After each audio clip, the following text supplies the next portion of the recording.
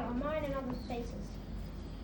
I also want to thank Auntie Edna, as she would stick by his side through thick and thin. She always helped him with whatever he needed, without wanting anything in return. She made those sad days that little bit better. Thank you to Edna for arranging this wake. Thank you for listening.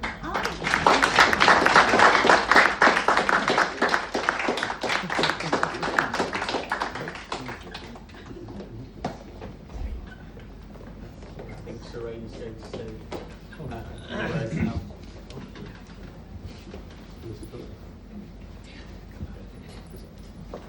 take it all the way.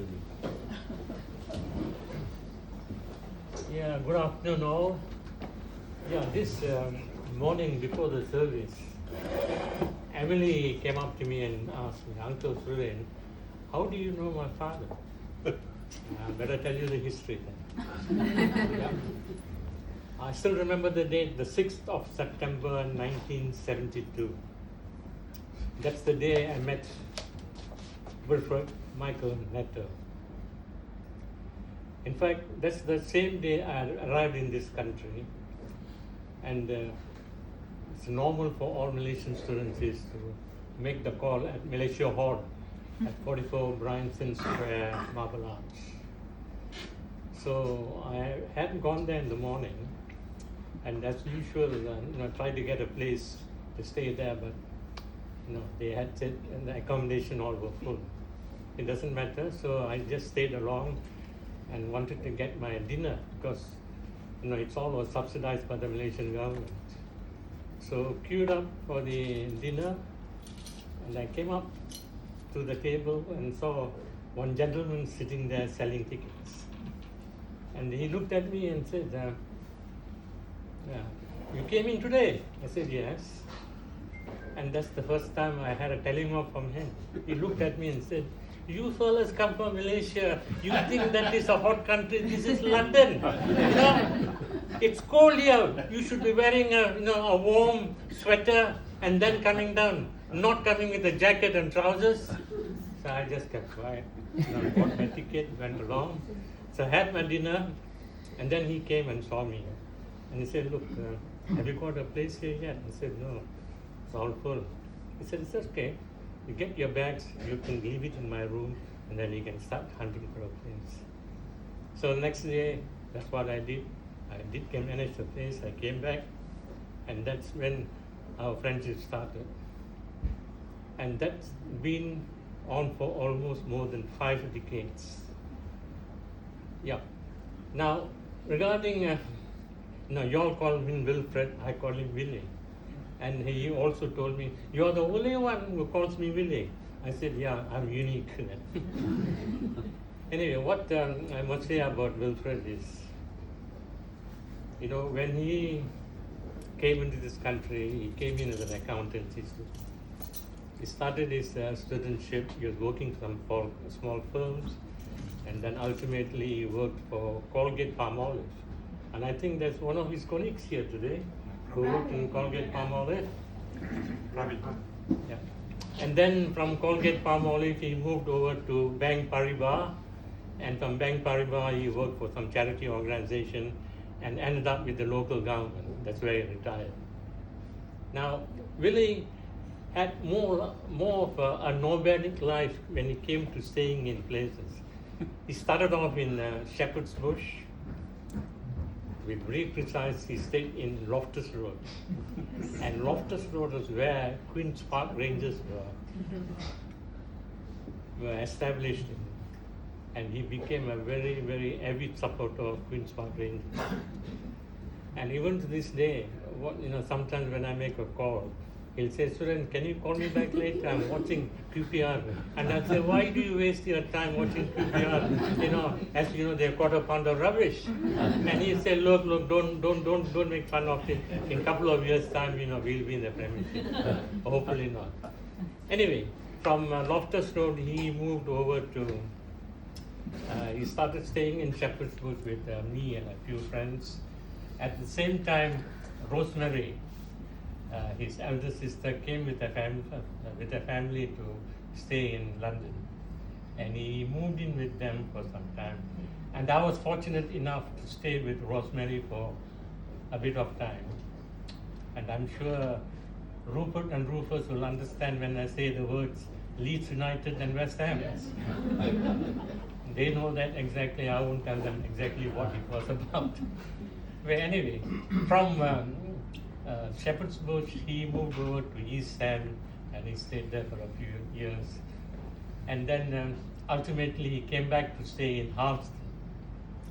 And one fine day I told Willie, look, I'm selling my flat in Stanmore and moving on to something bigger. And he said, Suren, look, I'll buy your flat. And on a handshake, we agreed and everything was done. And he passed away in the same flat and sold him. So these are the things that Wilfred and me have gone through. We've always kept in touch with each other. Even though I was staying a mile away from him, we never lived out of each other's pockets. Yeah, we used to call once in a while, find out how things went on. Now, I'd like to say to Edna, whenever I called Willie and asked him, how's Edna? She says, oh, she's fine. She looks very well after me. Takes good care of me. And I told myself, yes, that's very good, Willie. Because Edna, I must say, you looked after him very well. You could be the best wife that is possible to be.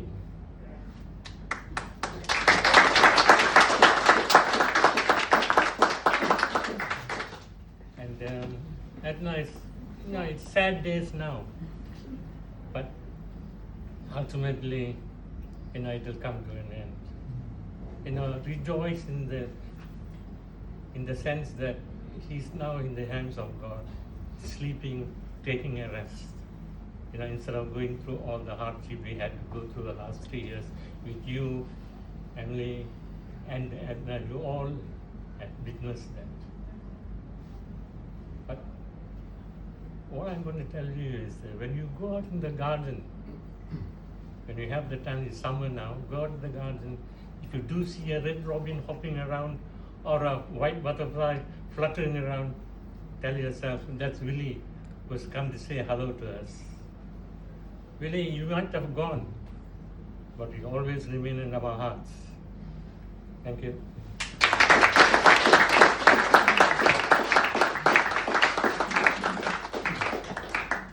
So he's one of the first friends you made now in this country. That's right. First telling off, Memorable. Firstly, thank you all for coming from, I'm sure, long distances. I came from Leicester, as did Naveen and Esther, and I'm sure there are others who came from further away, because it doesn't surprise me that people made that effort to come for Uncle Wilfred's passing and celebrating his life, which is really what we're here to do. Uncle Wilfred is both Uncle Suren and Sebastian, with all those years apart, was a larger-than-life character. And sometimes people can misinterpret what that means. But whenever he walked into a room, as Sebastian rightly said, he brought warmth, brought laughter, and he brought a presence, because he was, first of all, a very tall man, and he was a big man, and his physical presence was always felt when he came into the room. But by the time he left the room, it's not his physical presence you remember, but his kindness, his affection, his warmth, his support, and most of all, his humour, and his very distinctive laugh. It's a laugh that, once you've heard it, you could never forget it. And it was genuine, and it was always spontaneous. Uncle Wilfred played a big role in our lives. I am his sister, Mary's son. Both I, my two sisters, Clarice and Smitha, and my brother, Vinod, arrived in this country in 1974, and I'm grateful to Uncle Suren for so many things, for putting a context to Uncle Wilfred's life, as well as a chronology, because he is right. Uncle Wilfred was the first in our family to come to the United Kingdom. I don't know how old he would have been, but probably in his early 20s, I imagine. And it was a really brave thing to do. It now seems a far less daunting task than it was. You must forgive me, I forgot to do that. Sorry.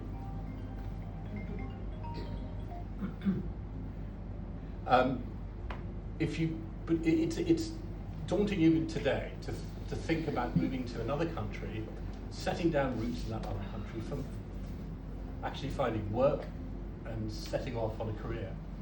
Well, in the 1970s, without all the comforts and benefits of modern technology, it was even more daunting. You had to be particularly brave to do it. And you had to be particularly brave if you did it on your own. And that's what Uncle Wilfred did. He came along as a single man, without any family support, really without any friends, and without the network of both people from Kerala and Malaysia, which these days there is a huge preponderance of. There are far more Keralans and Malayalis and Malaysians in the United Kingdom today than there was then. And Uncle had to make his way alone in those early days. And he made it because of his presence, because people naturally took to him, because he was a warm, affectionate, and genuinely funny person. And without those skills, I wonder whether he would have had the life he did. Because the reality is, first of all, just in terms of his career, he was an incredibly successful man, starting with nothing and achieving everything on his own merits. At a time in the 70s when the United Kingdom, again, was not a country it is now, it was far less welcoming of a young Asian man coming from Malaysia with roots from the south of India. And it's a reflection of how much he achieved throughout his life as a successful accountant in so many different fields, that he achieved all of that starting from those very meagre and very unprivileged roots. But what my brother and I particularly owe to Uncle Wilfred is a lifelong love of football, which Uncle Surain referred to. And actually it's a bit of a deep, dark secret in my life, which unfortunately now I have to admit to, because Uncle Surain has now let the cat out of the bag. And I'm going to say a few defensive things in advance of admitting the dark truth. And that is that actually this year, 2026, is the 50th year that I've been a Liverpool supporter. And I've been fortunate enough to be a season ticket supporter for the last 11 years. But I have to admit, I wasn't in the first 2 years of us arriving in this country a Liverpool supporter. And that was because one Sunday, not long after we arrived, we were sitting down and watching the big match on a Sunday. And both Uncle Surain and Uncle Wilfred, and these were shrewd things they said to both of us that if you're going to get on in this country, you're going to have to start following football and start appreciating it and understanding its importance. And arbitrarily, on the TV, literally at that time when they said those words, it was a match between West Ham and Leeds United. And we were directed, I would say in a completely arbitrary way, that my brother Vinod was going to support West Ham and I was going to support Leeds United. Unlike all credit to my brother, he remains to this day, so 52 years later, a West Ham fan, through thick and thin. Unfortunately, what was that? And season ticket holder. And season ticket holder for slightly longer than I've been, but not much. But I saw through the sham of dirty Leeds, but it took me 2 years. They were a terrible side. They played terrible football. They cheated. If you ever seen the film about Brian Clough, which I commend to you, called The Damn United, you have an idea of what that Leeds team was like. But it took me 2 years to see through it. And I then discovered, just after he retired, Bill Shankly, and frankly the rest of my life has not been the same since. And I became a Liverpool supporter in 1976. But our love for football, our passion for it, really came from Uncle Wilfred and Uncle Surain. Not just by that decision, because again, Uncle Wilfred practiced what he preached. And he really was an avid, die-hard QPR fan all his life. Through thick, through thin, through terrible times and even worse times, with owners like Bernie Eccleston, for Christ's sakes, and Flavio Briatore, and worse. And he stuck by them literally to his dying day. And that reflects another aspect of his character, that he was a deeply loyal man and a passionate man, because he was truly passionate about football, but also QPR, which is why celebrating his passing today, on the day that England are due to play the semi-final, is quite a significant thing. And I think Uncle Wilfred would be looking down, smiling at the fact that today was chosen by Edna and Jules and Emily as a day that we should celebrate his life. He also was not just a man who talked about how wonderful football is, but he introduced us to football by taking us to football matches. So my brother, it must have been in 1975, no later, was taken by him when I imagine my brother would have been 66, 75, no more than 8 or 9 years old. And he took him to a QPR match.